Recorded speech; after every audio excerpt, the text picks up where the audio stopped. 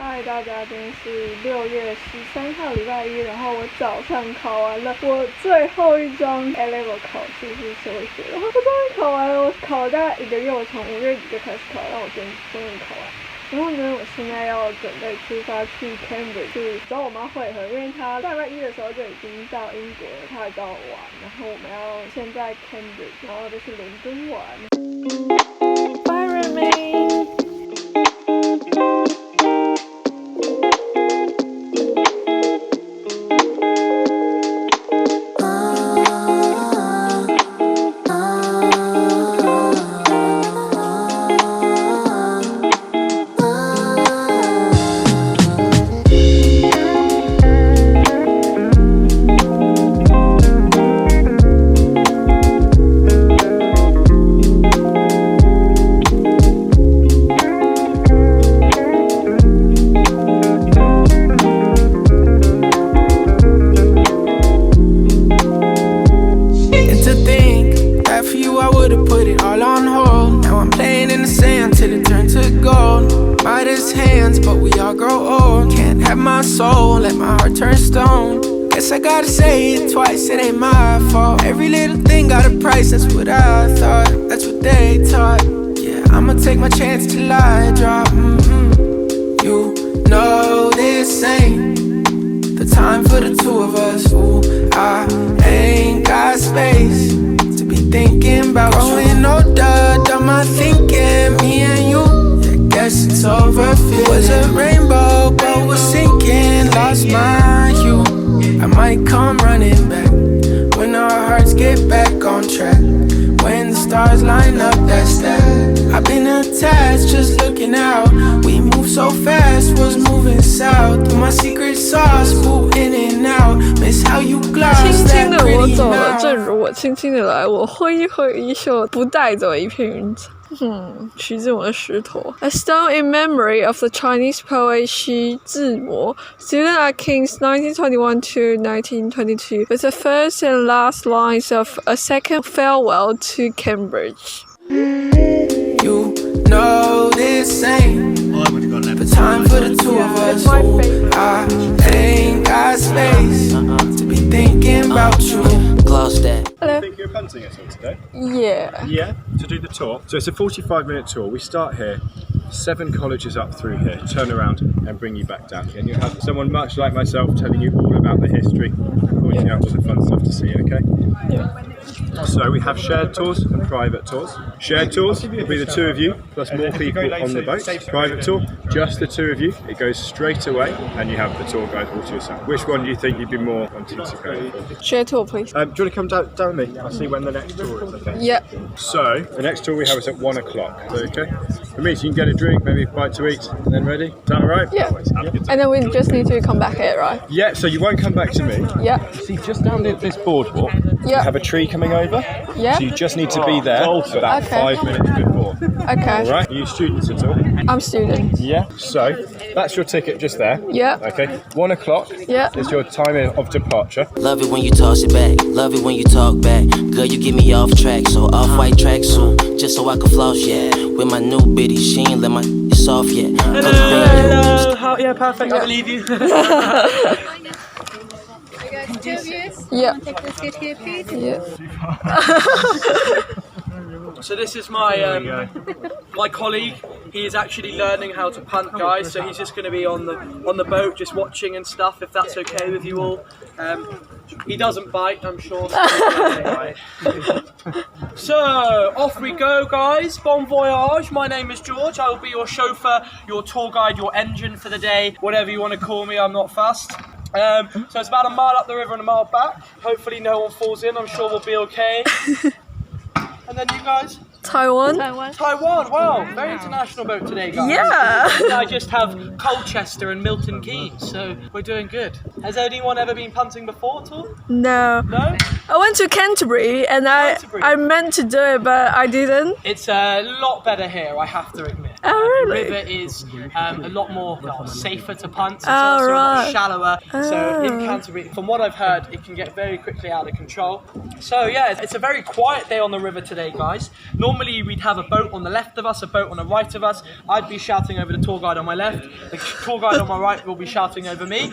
There will be then a paddleboarder in the way somewhere, a kayaker, and there will also be someone who doesn't know what they're doing. They'll be doing 360s. It'll be a big game of bumper cars, very fun, until someone falls in. And this is actually, funnily enough, the deepest part of the river. So do not fall in here, guys.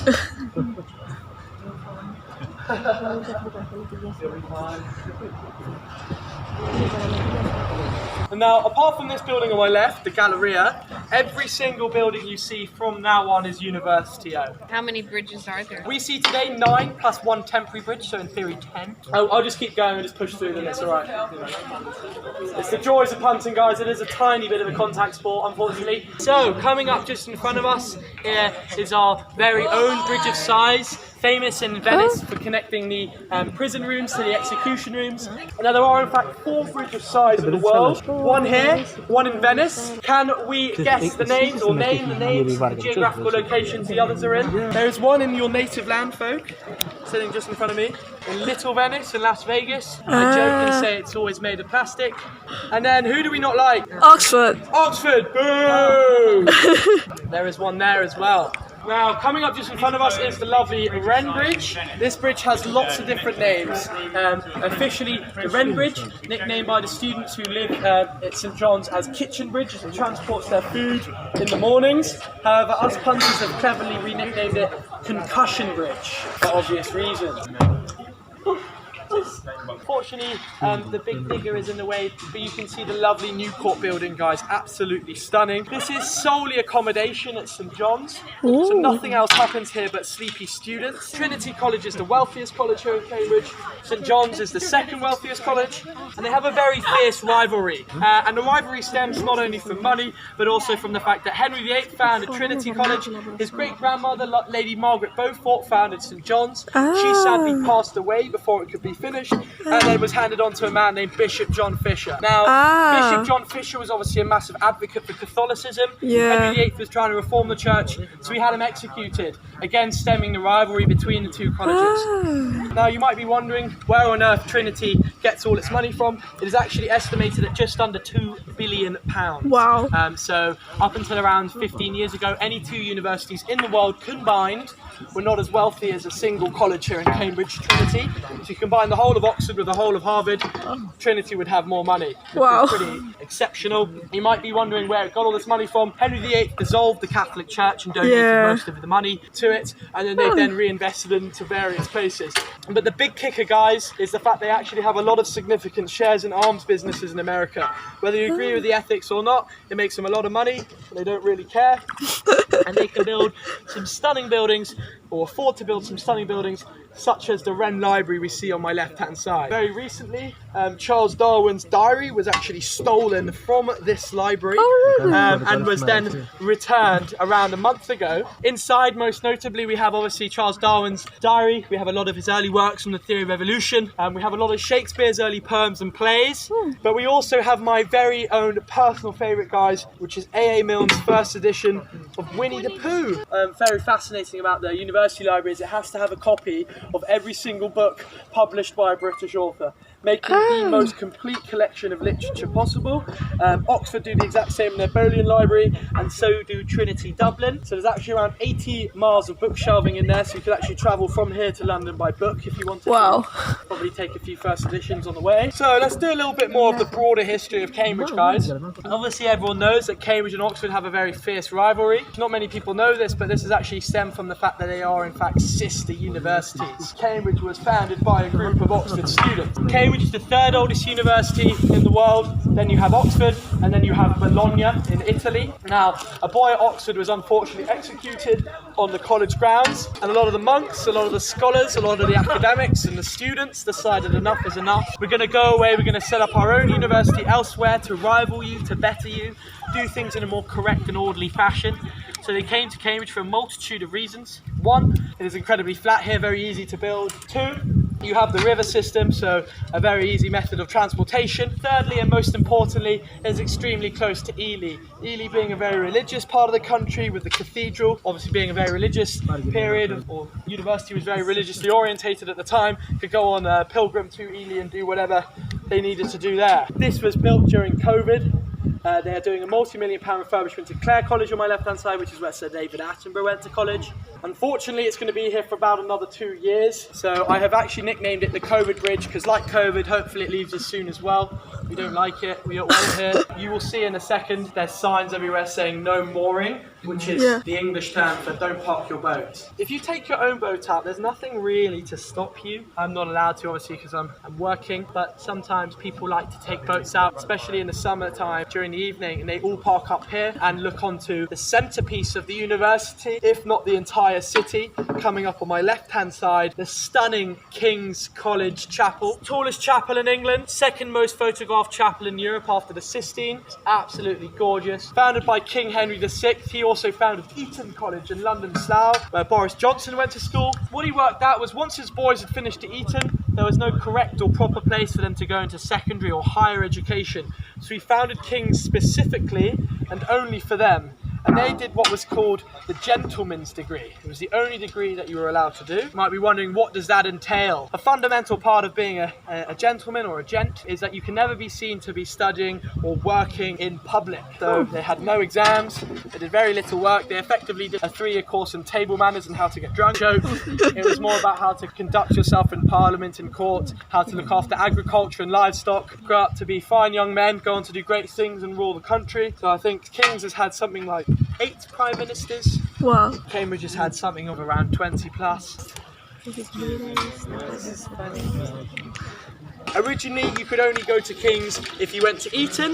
If you went to Eton, one, you had to be a boy. That is still the same to this day. And then you were typically a white male. So it built up a reputation they're not very fond of, maybe being a more prestigious college, maybe a more pretentious college, a more snobbish college. And they're drastically trying to draw away from this reputation. They are now considered the most liberal college here in Cambridge. They are the college that accepts the most state school applicants or free-schooled applicants out of any college in Cambridge and Oxford.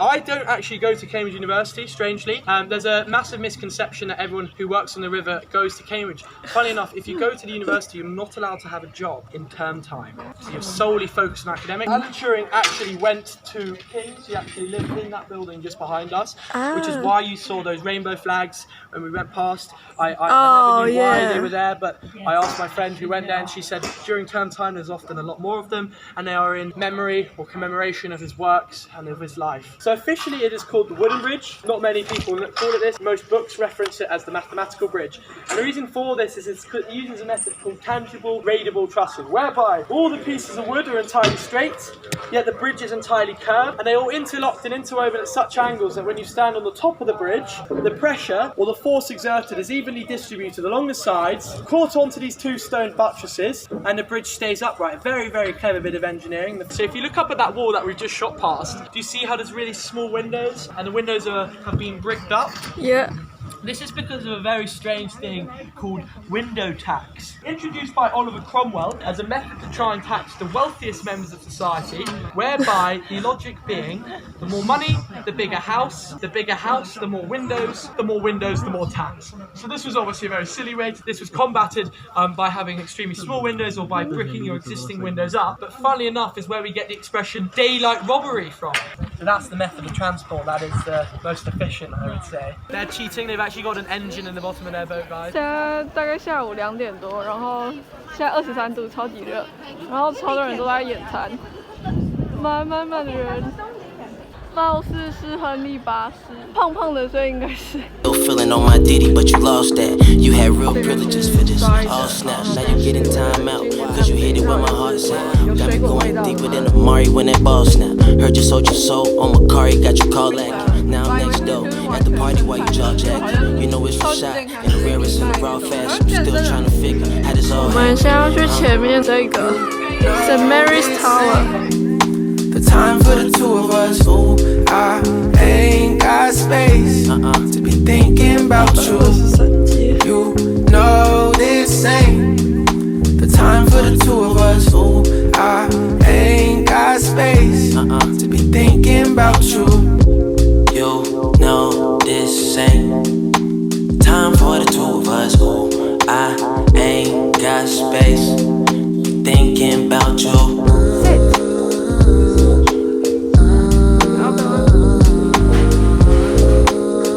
Hi， 大家，今天是第二天的早上，6月15号，礼拜三。然后呢，我们今天要去伊莱，它是在大的 Cambridge 里面，反正也是 Cambridge 附近。据说是一个很古老，然后很 religious 的一个地方。是那个 buttermilk pancake， 然后那个是 sausage sandwich。 Winding canyon roads going nowhere. Cell reception's gone, we're really out here. Park my car on the drive, shift to low gear. What's that sound from my wheel and why can't I steer? Flat tire, shit is looking dire. Truck can't make the trip, so I'm stuck in this ditch. Flat tire, afraid of forest fire. Call my mom on the phone, gonna get her right home. AAA's a joke, how would I know? $10 a mile just for a quick tow. Sun's going down as it gets cold. If I'm stuck here all night, there might be coyotes. Said they'd be here at 5, but it's been too long. Guess I'll chill in the shed and write a surf song. Flat tire, shit is looking dire. I can't make the trip, so I'm stuck in this ditch. Flat Mentioned that when it was closed, it was handed over to the school which existed here, the King's School. When it was a school, it was run a little bit like a university campus. So the pupils had to be in for night time and then the doors would be closed. So the staff, teachers or the ministers were allowed in and out, and if they wanted to get out of the door, they had to ring for the porter. The porter is the name of the person that looks after the door, and the porter lived there. To ring for the porter, they would ring the bell, which is almost lost. Bear in mind, this is hundreds of years old, so you would ring the bell for the porter to come out and let you out. Now, back then, schoolboys weren't 6 foot or 2 meters as they are today. Schoolboys were down here. So this is an adult height, this bell, not made for students. No, that is the main door into the chapel. Right? Oh, now, doesn't that seem peculiar? Yeah. And that's because this chapel was built for a new prior. The prior is the head of a monastery here on the site.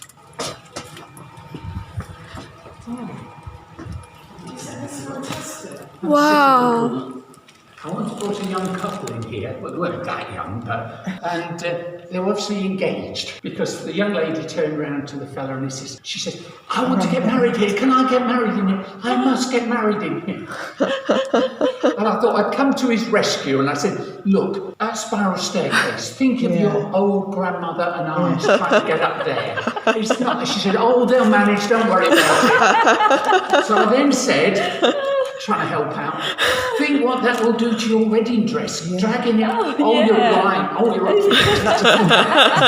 So aged relatives don't count what wedding dresses do. I learned a lesson. Here in the middle, on these shaped tiles, we have Adam and Eve in the Garden of Eden. It's usually easier if you see a line diagram first, and it helps to put the picture into your mind of Adam and Eve in the Garden of Eden. Very well worn, so you can see especially the face of Eve. And there she is, being tempted by the serpent with a human head to pick the apple. She picks the apple from the tree, and with the other hand, she's handing it to Adam.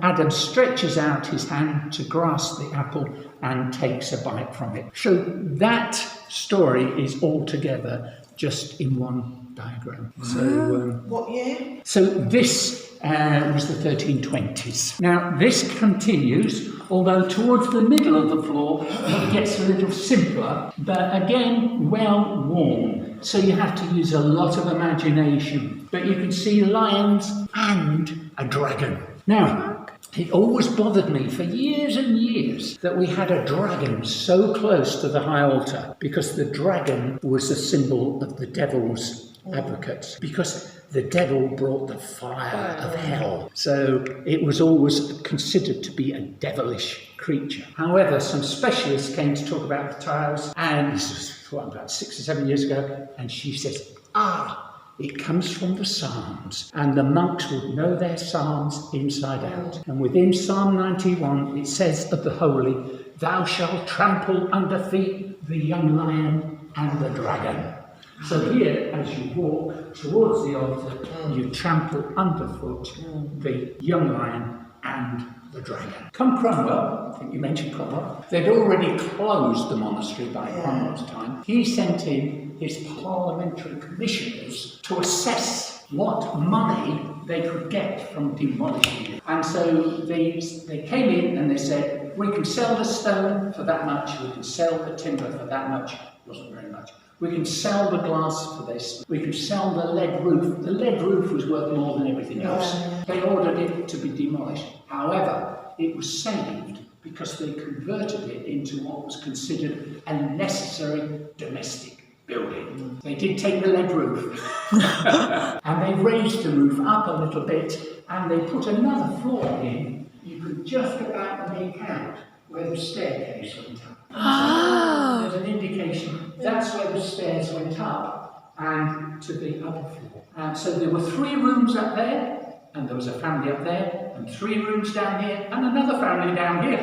And then they broke a hole out here to put a fireplace in, and they broke another hole through here for another doorway. Now, another reason why the monks might come in here was for bloodletting. The belief then was that you should be bloodlet at least 4 times a year, or whenever you were ill. It's a very old belief going back to the ancient Greeks. They believed, we're talking well over 2,000 years ago, that the body was made up of 4 fluids, and the only fluid that you could play with or adjust was blood. So if they thought the body was out of balance, they would then bleed you to reduce the blood content.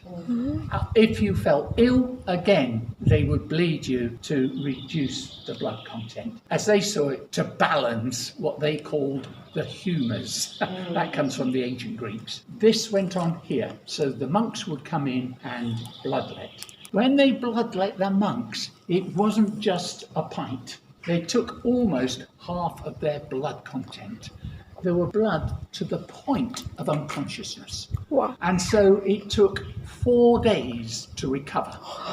And so they were accommodated here, and during the 4-day period, they were allowed extra rations of meat, because meat was a scarce commodity, and they were allowed wine.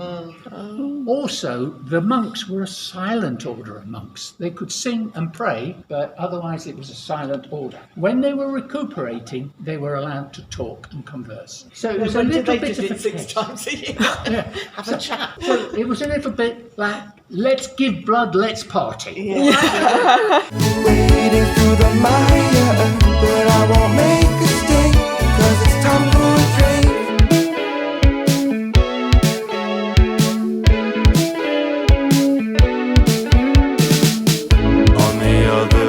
是礼拜4，然后今天是第3天。今天的行程就是比较随性的一种，我们要去找这个 dinky doors， 然后再加上 shopping。 Side of town, wondering where to go now.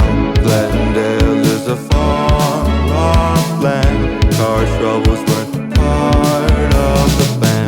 Find peace in the mountain breeze. Float away in ecstasy. Flat tire, shit is looking dire, so I can't make a trip, so I'm stuck in this ditch. Flat tire, afraid of forest